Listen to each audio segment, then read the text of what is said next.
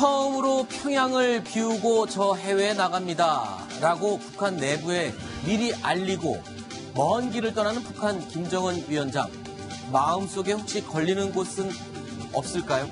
자, 북미 정상회담 앞두고 실무조율이 진행되면서 김정은 위원장의 남아있는 마지막 고민이 하나 있습니다. 이재명 차장. 예. 그러니까 북한 내부에서 어떤 동요가 일어나지 않을까 이런 고민을 안 할 수가 없겠죠. 그렇습니다. 지금까지 김정은 위원장이 그러니까 국외로 나간 거 딱 두 번이죠. 둘 다 중국을 방문했을 때인데요. 네. 둘 다 일정을 공개하지 않은 채 깜짝 방문을 하고 오히려 돌아올 때쯤 나중에 일정을 공개했죠.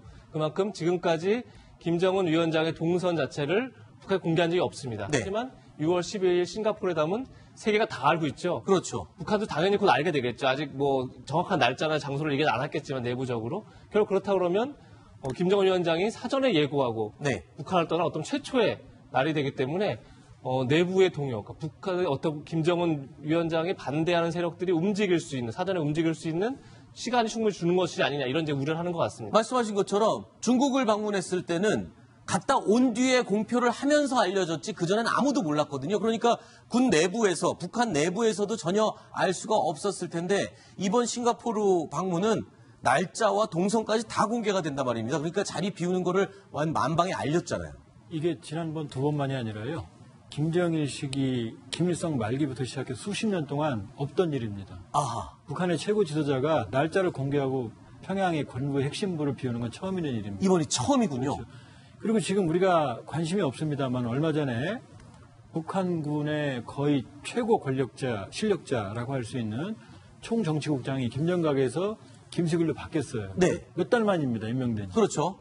그다음에 최근에 북한이 강경한 대남 대미 모드를 행하는 와중에 네. 당 중앙 군사회의를 열어서 북한군을 치하했거든요. 네.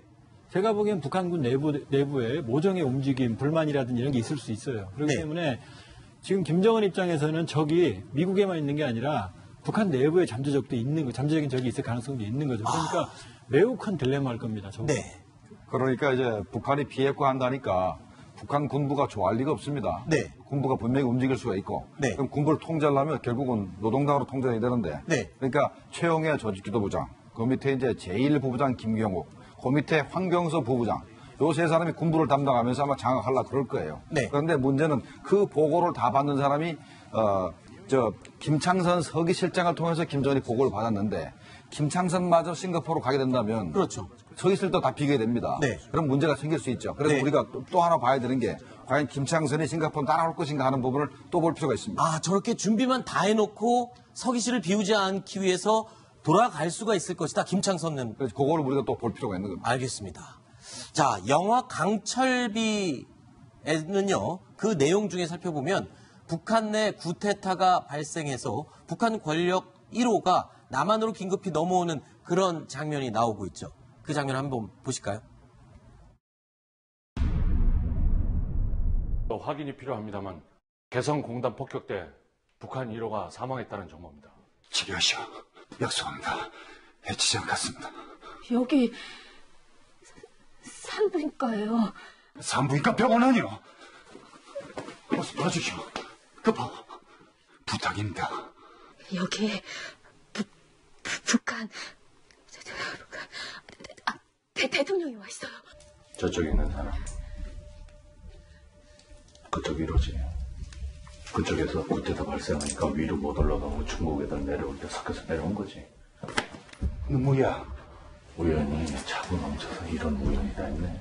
이쯤 되면 우연이 아니라 운명이라 그래야 되는 거 아닌가? 나 청와대 외교안보 수석이야. 이쪽 남은 1호 모시는 사람.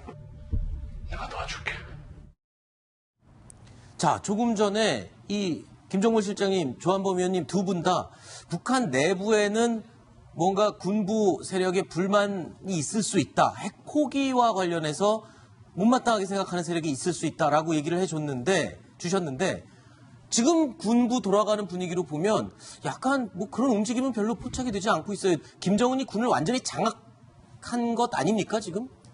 군은 불만이 있을 가능성이 굉장히 많습니다. 아, 그래요? 왜냐하면 김정일 시대에는 국방위원회가 통치했지 않습니까? 그렇죠. 지금은 국무위원회가 통치를 하고 당이 통치를 하고 있어요. 네. 그렇다는 것은 결국 군부가 가지고 있던 수많은 이권들을 당으로 옮겨가고 있다는 것이고 김정은이 직접 통제를 하고 있다는 것이거든요. 그러면은 어제까지만 해도 내가 이 정도 사업소를 가지고 이 정도 이권을 가지고 이 정도 어떤 그 업권을 팔아서 또 지불을 하고 또 이 정도 자원을 지불을 하고 했는데 오늘 그런 것들이 다 사라지고 있는 점차적으로 사라지고 앞으로는 완전히 다 뺏길 것 같은 그런 분위기가 펼쳐지고 있거든요. 그러면 이제 군부가 지금 굉장히 그 불만에 가득 차 있는 상황에서 또 우리가 그동안 열심히 노력해서 만들었던 이 핵을 갖다 폐기를 한다? 그럼 우리는 이 무기체계 자기네들도 잘 알고 있습니다. 자기네들이 가지고 있는 이 재래식 무기가 형편없다는 것을 잘 알고 있거든요. 그럼 우리 뭘 가지고 지탱을 하는 것인가?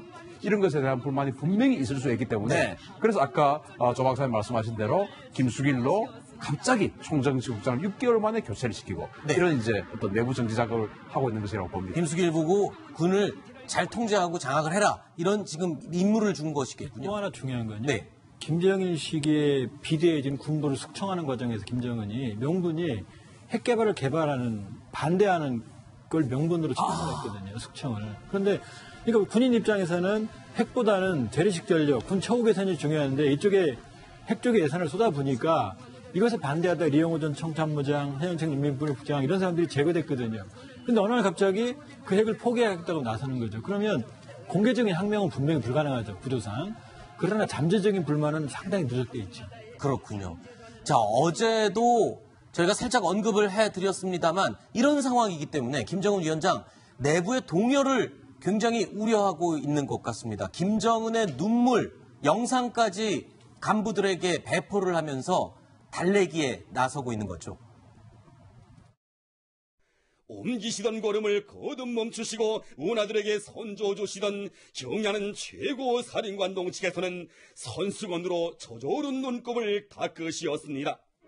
경련인 원수님 마련해주신 물고기 대풍을 보여드리고 싶은 절절한 심정을 아뢰이며 서령님과 장군님께 못다한 충정까지 합쳐 원수님의 용도를 더 잘 받들어 나갈 불타는 마음들을 그토록 소중히 새겨 안으시며 눈곱을 뜨겁게 적시신 경야는 원수님. 자, 일단 김정은 위원장 군부를 달래기도 하고 그리고 또 이 군부가 동요하지 않도록 조치도 다 취해놓고 했지만 그래도 마음은 불안할 수밖에 없는 그런 상황이라고 보면 되겠군요. 알겠습니다.